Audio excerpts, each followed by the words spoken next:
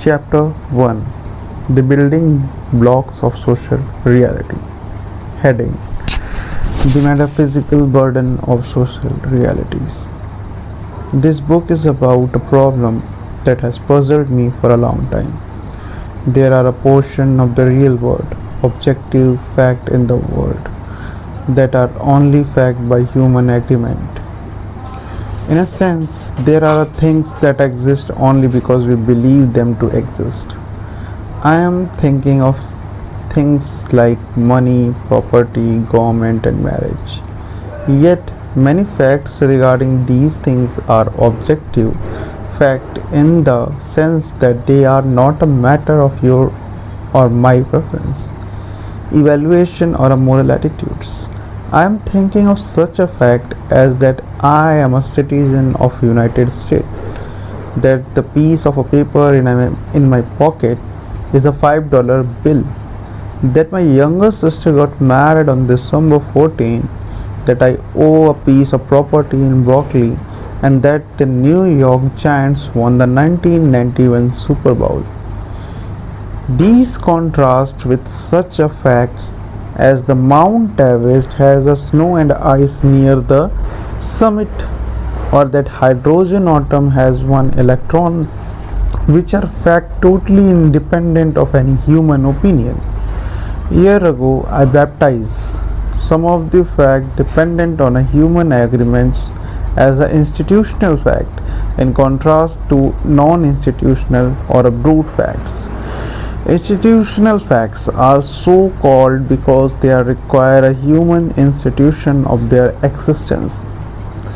In order that this piece of paper should be a $5 bill, for example, there has to be a human institution of money. Brute facts require no human institution for their existence. Of course, in order to state a brute fact, we require the institution of language, but the facts stated need to be distinguished from the statement of it. The questions that has puzzled me is, how are institutional facts possible, and what exactly is the structure of such fact? But in the interviewing years, some curious things have happened. Many people, including even a few whose opinion I respect, have argued that all the reality is somehow a human creation, that there are no brute facts, but only fact dependent on a human mind. Furthermore, several people have argued against our common sense ideas that there are a fact in the world that makes our statement true. That statement are true because they are correspond to the fact. So, after attempting to answer my original questions, how is a social constructed reality possible, I want also to defend the contrast on which the question rests. I want to defend the idea that there is a reality that is totally independent of us. Chapter 7 and Chapter 8, close inverted comma. Furthermore, because my method of investigation is to examine the structure of the fact that makes our statement true and to which they corresponds when they are true, I will also defend a version of the correspondence theory of truth in Chapter 9. The last three chapters, therefore, concern with defending certain general assumptions about reality, representation, knowledge, and truth. Some of the questions I am trying to answer in the main argument of the book. How can there be an objective reality that exists in a part of human agreement? For example, how can it be a completely objective fact that the bite of paper in my pocket are money, if something is money only because we believe it is money? And what is the role of language in constituting such a fact? To give you feel or complexity of the problem, I want to begin by considering the metaphysics of ordinary social relations. Consider a simple scene like the following. I go into a cafe in Paris and sit in a chair at a table. The waiter came and I utter a fragment of French sentence. I say, un dame moche apresse Sylvia's plate. The waiter brings the beer and I drink it. I leave some money on the table and leave. An innocent scene, but its a metaphysical complexity is truly staggering, and its complexity would have taken Kant's breath away if he had ever bothered to think about such a thing. Notice that we cannot capture the features of the description. I have just given the language of physics and chemistry. There is no physical chemical description adequate to define a restaurant waiter sentence of French money or even chair and table. Even though all restaurant waiter sentence of French money and chair and tables are a physical phenomena. Notice furthermore that the scenes as describes has a huge invisible ontology. The waiter did not actually owe the beer he gave me, but he is employed by the restaurant which owned it. The restaurant is required to post a list of the prices of all bossins, and even if I never see such a list, I am required to pay only the listed price. The owner of the restaurant is licensed by a French government to operate it. As such, he is subject to 1,000 rules and regulations I know nothing about. I am entitled to be there in the first place only because I am a citizen of the United States, the bearer of a valid passport, and I have entered France legally. Notice furthermore that through my description was intended to be as neutral as possible. The vocabulary automatically introduces a normative criteria of assessment. Waiter can be competent or incompetent, honest or dishonest, rude or polite. Beer can be sour, flat, tasty, too warm, or simply delicious. Restaurant can be elegant, ugly, refined, vulgar, or out of fashion, and so on with the chair and the tables, the money and the French phrases. It after leaving the restaurant, I then go to listen to a lecture or attend a party. The seas of metaphysical burden I am carrying only increases, and one sometimes wonders how anyone can bear it. Heading: The invisible structure of social realities. One reason we can bear the burden is that complex structure of social reality is, so to speak, a weightless and invisible. The child is brought up in a culture where he or she simply takes the social realities for granted. We learn to perceive and use the cars, bathtub, house, money, restaurants, and schools without reflecting on the spatial features of their ontology and without being aware that they have a spatial ontology. This seems as natural to us as the stones and water and tree. Indeed, if anything, in the most cases, it is harder to see an object as just of natural phenomena, stripped of their functional roles, than it is to see our surrounding in terms of their socially defined function. So, children learn to see a moving car, dollar bill, full bathtub, and it's the only force of abstraction that they can see these as a masses of metal in a linear trajectories, cellulose fiber with the green and gray strains, and enamel covered iron convectives containing water. The complex ontology seems simple. The simple ontology seems difficult. This is because social reality is created by us for our purpose and seems as readily intelligible to us as those proposed themselves.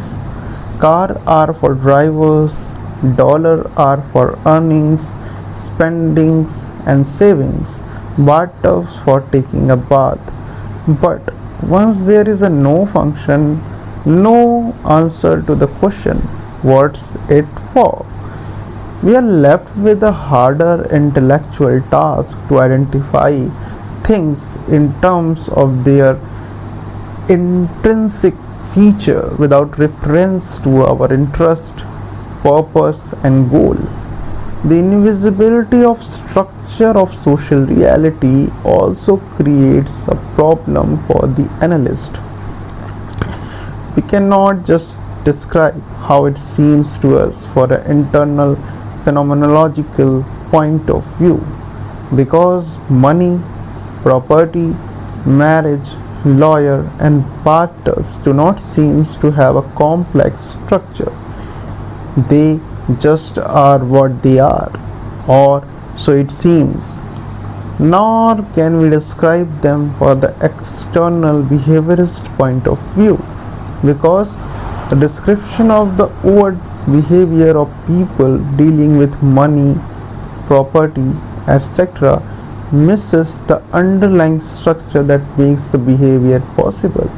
Nor in turn can we describe those structure as a set of unconscious computation rule as is done by contemporary cognitive science and linguistics, because it is incoherent to postulate an unconscious following of rules that is inaccessible in a principle to consciousness. And besides, computation is one of those observer relative functional phenomena we are seeking to explain. If neither the internal phenomenological nor the external behavior point of view is adequate, what then is correct stance, the correct methodology for describing the structure of social realities? To start with, in this chapter and the next, I will use the first person intentionalistic vocabulary to try to lay bare a certain elementary feature of social ontology. Later in chapter 6, I will show how do not all of the internalistic apparatus can be explained in a term of ultimately eliminated in a favor of, and what I have elsewhere called the background of capacities, abilities, tendencies, and dispositions. Heading: Fundamental Ontology. Since our investigation is ontological about how the social fact exists, we need to figure out how social reality fit in our overall ontology, how the existence of social fact relate to other things that exist. We will have to make a substantive presuppositions about how the world is in effect in order that we can even pose the question we are trying to answer. We will be talking about the how social realities fit in a large ontology, but in order to do that, we will have to describe some of the features of the larger ontology. The truth is, for us, most of our metaphysics is derived from physics, including the other natural sciences. Many features of the contemporary natural science conception of reality are still in a dispute and is still problematic. For example, one might think that the Big Bang theory of the origin of the universe is by no means well substantiated, but two features of our conception of reality are not up for grabs. They are not, so to speak, optional for us as a citizen of the late 20th and early 21st century. It is a condition of your being an educated person in our era that you are apprised of these two theories, the atomic theory of matter and the evolutionary theory of biology. The picture of reality derived from these two theories, to state it very crudely, is as follows.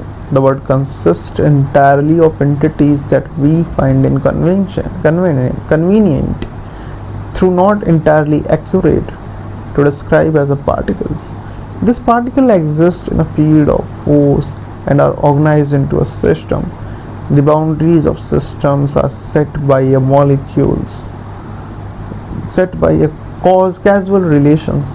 Example of systems are mountains, planets, H2O molecules, rivers, crystals, and babies. Some of these systems are living systems, and on our Earth, little Earth, the living system contain a lot of carbon-based molecules and make a very heavy use of hydrogen, nitrogen, and oxygen. Types of living systems evolved through a natural selection, and some of them have evolved certain sort of cellular structure, specifically a nervous system capable of causing a sustaining consciousness. Consciousness is a biological and therefore a physical, through the course also mental feature of certain higher level nervous system, such as human brains and a large number of different type of animal brain. With consciousness came intentionality, the capacity of the mind to represent the object and the states of affair in the world other than itself. Not all consciousness is intentional. Not all intentionality is conscious.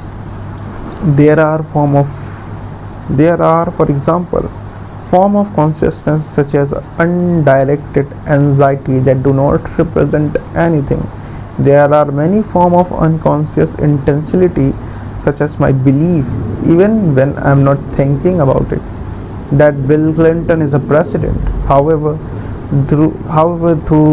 there is no necessary connection between being an intentional state at a given time and being conscious, and nonetheless there is an important of necessary connections between the two, in that every intentional state that is unconscious is at least accessible to consciousness. It is the sort of things that could be conscious. An unconscious intentional state has to be in a principle accessible to conscious. Here there are bare bones or our ontology. We live in a world made up entirely of physical particles in a field of force. Some of these are organized into systems. Some of these systems are living systems, and some of these living systems have evolved consciousness. With consciousness came intentionality, the capacity of the organism to represent object and a state of affair in the world to itself.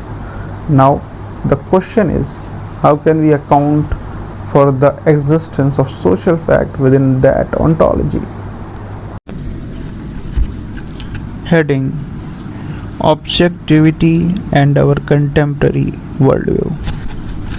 Much of our worldview depends on our concept of objectivity and a contrast between objective and subjective.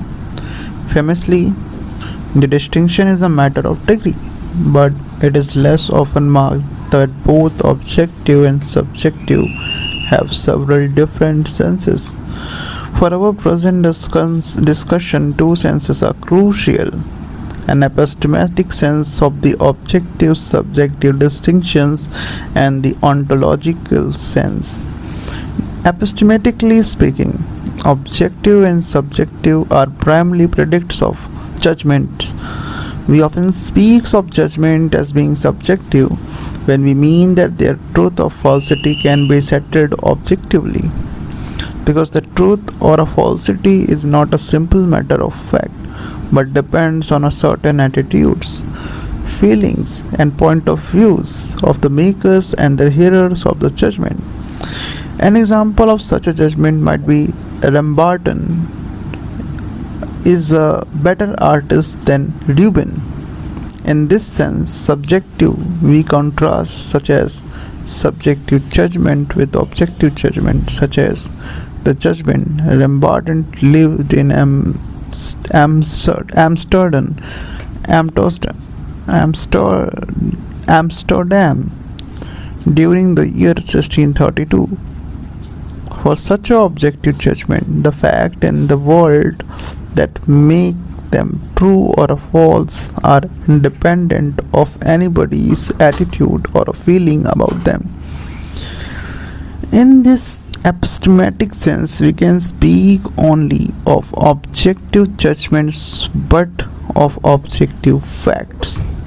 Corresponding to objectively true judgment, there are true objective facts. It should be obvious from these examples that contrast between epistemic objective and epistemic subjective is a matter of degree. In addition to the epistemic sense of objective subjective distinction, there is also a related ontological sense.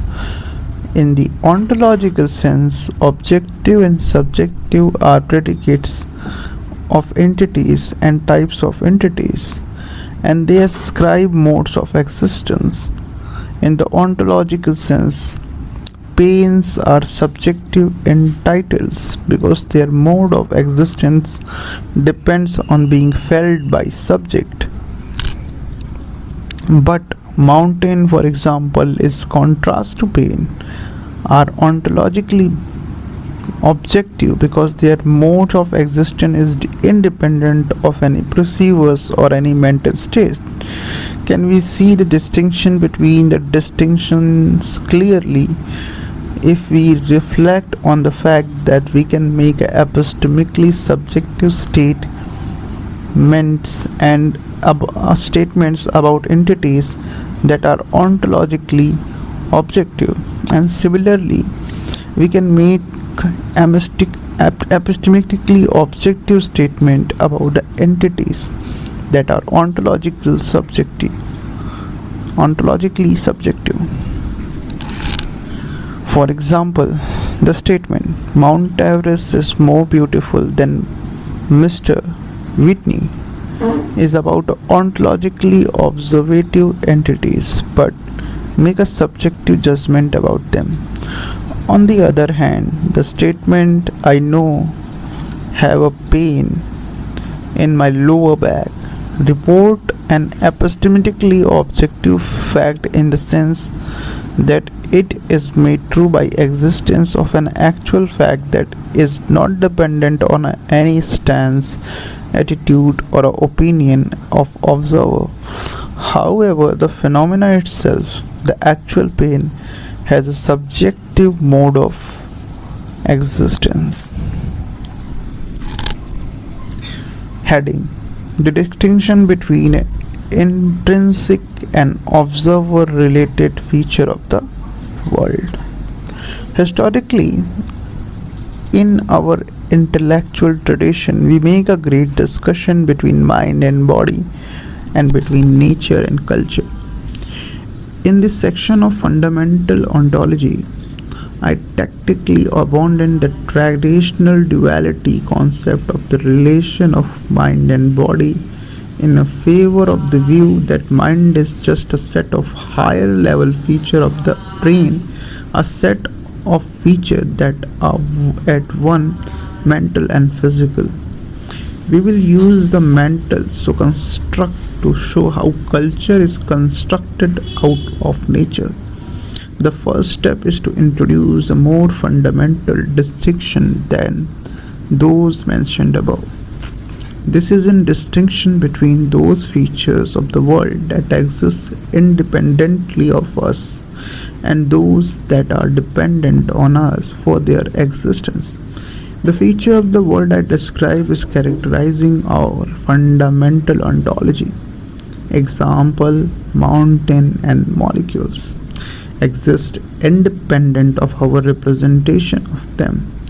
However, we begin to specific further features of the world we discover that there is a distinction between those features that we might call intrinsic to nature and those features that exist relative to the intentionality of observer, user, etc. It is, for an example, an intrinsic feature of the object is in front of me that it has a certain mass, certain chemical composition. It is made partially of wood, the cell of which are compound of cellulose fiber, and also partially of metal, which is itself composed of metal alloy molecules. All these features are intrinsic, but it is also true to say the very same object that is a screwdriver. When I describe it as a screwdriver, I am specifying a feature of the object that is observer or a user relative. It is a screwdriver only because people use it as or made it for the purpose of or regard it as a screwdriver. The existence of observer relative features of the world does not add any new material object to reality, but it can add epistemically objective feature to a reality where the feature in the question exists relative to observer and the user. It is, for an example, epistemically objective feature of the thing that it is a screwdriver, but that feature exists only relative to an observer and a user.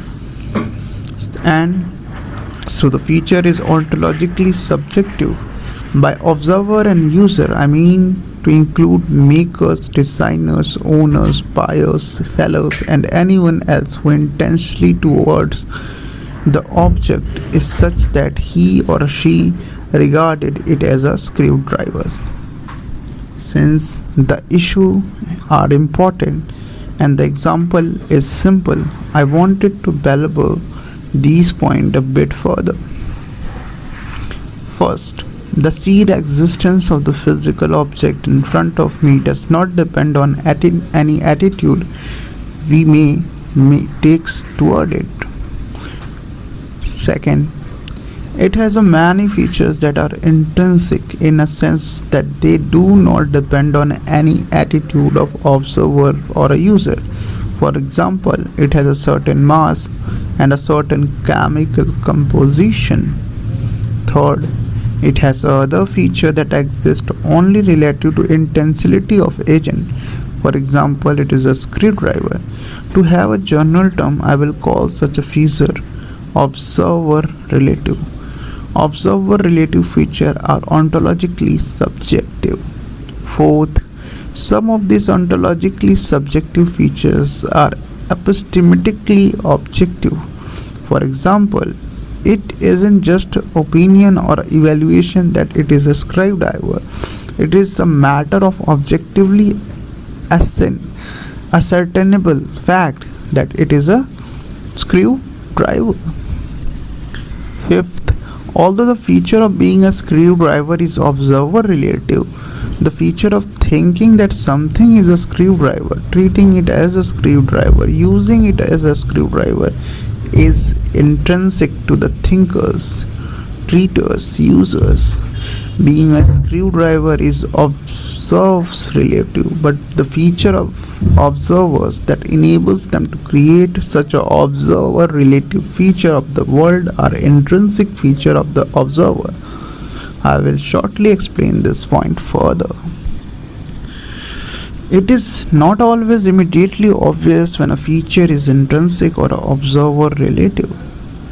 Colors are a good example.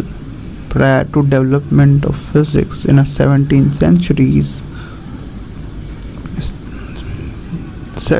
centuries, people thought of colors as an intrinsic feature of the world. Since then, many peoples have come to think of them as a properties that exist only relative to observer. It is interesting that light differently scatters when reflect from surface, and intrinsic to people that they have subjective color experience caused by the impact of light on their visual system. But the further attribution of colors properties to object in a world is observer relative, because it can be made only relative to the experience of observer as caused by an impact of light. I am not here to settle the issue about color, but calling attention to a fact that whether the feature is intrinsic or observer relative is not always obvious. A good, rough, and ready way of getting at this distinction is to ask yourself, could the feature exist if there had never been any human being or other sort of sentient being? Observer relative feature exists only relative to the attitudes of observer. Intrinsic features don't give a damn about observers and exist independently of observers. One qualification has to be added immediately to this test. It is stated in a point 5 above, namely, the act of observer and the using are themselves intrinsic. So, to put it very crudely, something is a screwdriver only relative to the fact that conscious agents regard it as a screwdriver. But the fact that conscious agents have attitude is itself intrinsic feature of the conscious agent, because mental state, both conscious and unconscious, are themselves intrinsic feature of the world. It is not strictly speaking correct to say that the way to discover the intrinsic feature of the world is to subtract all the mental state from it.